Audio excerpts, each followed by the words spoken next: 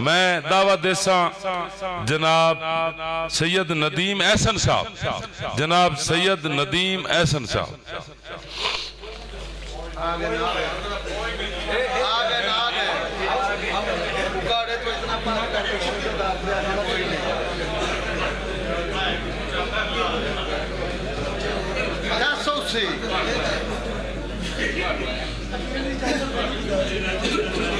नहीं ये चाहता नहीं नाम खुदा जाएगा नहीं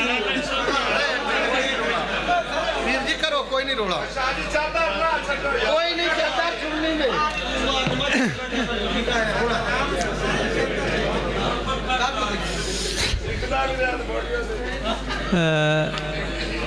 पंजाबी तू पालू एक उर्दू दी गज़ल अगर इजाज़त हो तो।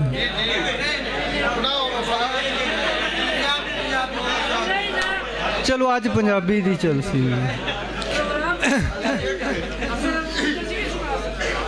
सर इजाज़त एक शेर जी पंजाबी। तू पल्ले पा गया है वैन साडे, तू पल्ले पा गया है वैन साडे, दिला तैनू पलूते पैण साडे।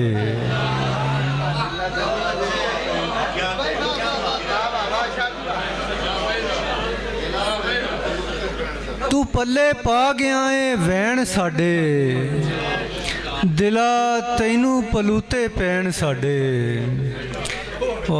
एक होर गज़ल जी के एक दिन छड़ जानी है साह दी लारी में, एक दिन छड़ जानी है साह दी लारी में, कीती बैठा 40 साल सवारी में। और बगियां अखां वाले काले हिरना दा, बगियां अखां वाले काले हिरना दा, शहर दे विचां इको एक शिकारी में। और दिल दी भोए उत्ते एड भरोसा सी, दिल दी भोए उत्ते एड भरोसा सी, बुझे दाने सट के खाद खलारी में। दिल दी भोए उत्ते एड भरोसा सी, बुझे दाने सट के खाद खलारी में। ते सानू सावी रत्ती बत्ती दिसदी ए, सानू सावी रत्ती बत्ती दिसदी ए, सफ़र गुनाह दा किवें रखां जारी में। और वो जो मैनू घूरी पा के वेंदा सी, वो जो मैनू घूरी पा के वेंदा सी, ओनू इको अख उलार के मारी मैं।